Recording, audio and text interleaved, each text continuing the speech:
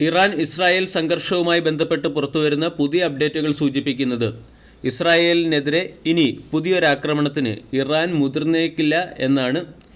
ഇറാൻ്റെ അഭിപ്രായത്തിൽ ഇസ്രായേലിനെതിരായിട്ടുള്ള operation Iran വിജയകരമായി പൂർത്തിയാക്കുകയും ഓപ്പറേഷൻ അവസാനിപ്പിക്കുകയും ചെയ്തു.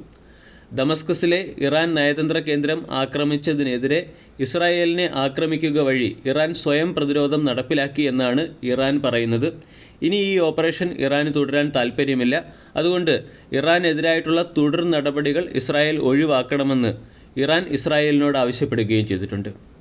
ഇവിടെ ഇറാൻ ഇസ്രായേലിനെതിരെ ഒരു കൗണ്ടർ അറ്റാക്കോ അല്ലെങ്കിൽ റിട്ടാലിയേറ്റ് ആക്ഷനോ നടത്തിയില്ല എങ്കിൽ ഓഹരികളെല്ലാം അല്ലെങ്കിൽ സ്റ്റോക്ക് മാർക്കറ്റുകളെല്ലാം പൂർവ്വസ്ഥിതിയിലേക്ക് എത്തും എന്നാണ് പല അനലിസ്റ്റുകളും പറയുന്നത്. ഞായറാഴ്ച ഇസ്രായേൽ ഇൻഡെക്സ് പോസിറ്റീവ് സൈഡിൽ ക്ലോസിംഗ് നൽകുകയും ചെയ്തു. ഈ അറ്റാക്കുകൾക്ക് ശേഷം ഇസ്രായേൽ ഇൻഡെക്സായ ടെൽ അവീവ് സ്റ്റോക്ക് എക്സ്ചേഞ്ച് ഞായറാഴ്ചയിലെ ട്രേഡിംഗ് സെഷനിൽ 0.27% ഹയർ സൈഡിൽ ക്ലോസിംഗ് നൽകി.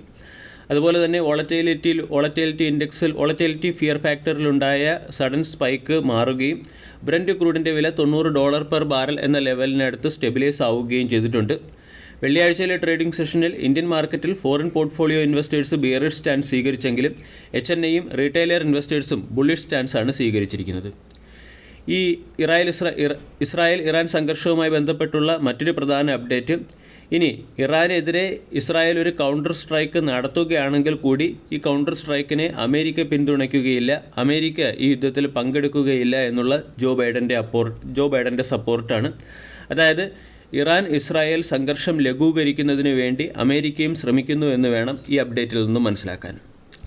വരും ദിവസങ്ങളിൽ ഇസ്രായേൽ ഏത് രീതിയിൽ പ്രതികരിക്കുമെന്ന് നമ്മൾക്കൊരിക്കലും പറയാൻ സാധിക്കുകയില്ല.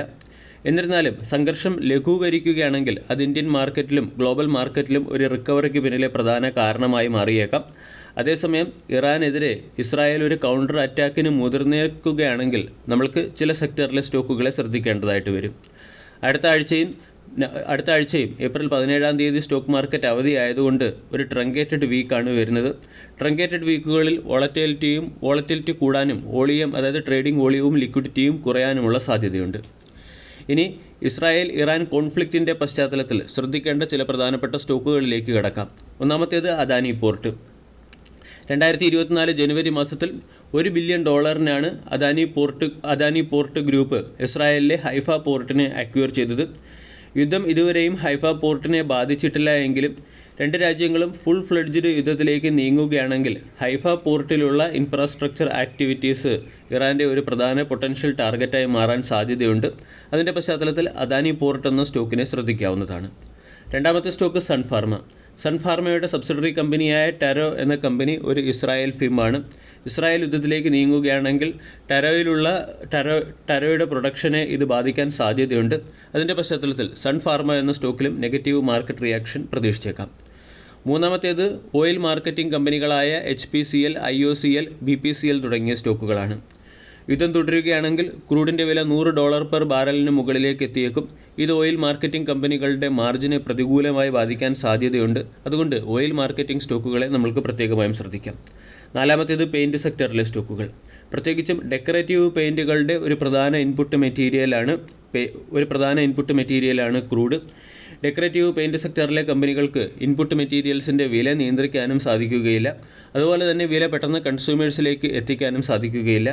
ഇതിൻ്റെ പശ്ചാത്തലത്തിൽ പെയിൻറ്റ് സെക്ടറിലെ കമ്പനികളുടെ മാർജിൻ ഇടിയാനും പെയിൻറ്റ് സെക്ടറിലെ കമ്പനികൾ മോശം പെർഫോമൻസ് നടത്താനും സാധ്യതയുണ്ട്. അഞ്ചാമത്തെ സെക്ടർ ടയർ സെക്ടറിലെ സ്റ്റോക്കുകളാണ്. MRF, CEAT, Apollo tyre, JK tyre, Goodyear പോലുള്ള ടയർ കമ്പനികളെ ഇസ്രായേൽ ഇറാൻ യുദ്ധം പ്രതികൂലമായി ബാധിച്ചേക്കും. കാരണം ടയർ നിർമ്മാണത്തിന് ഉപയോഗിക്കുന്ന സിന്തറ്റിക് റബ്ബർ ഉണ്ടാക്കുന്നതിന് വേണ്ടിയുള്ള ഒരു പ്രധാന ഇൻപുട്ട് മെറ്റീരിയലാണ് ക്രൂഡ് ഡെറിവേറ്റീവ്. ക്രൂഡ് ഡെറിവേറ്റീവിൻ്റെ വില ഉയരുകയാണെങ്കിൽ അത് ടയർ കമ്പനികളുടെ പ്രോഫിറ്റ് മാർജിനെ പ്രതികൂലമായി ബാധിച്ചേക്കും. വീഡിയോ എല്ലാവർക്കും ഇഷ്ടമായി എന്ന് വിശ്വസിക്കുന്നു. Thank you.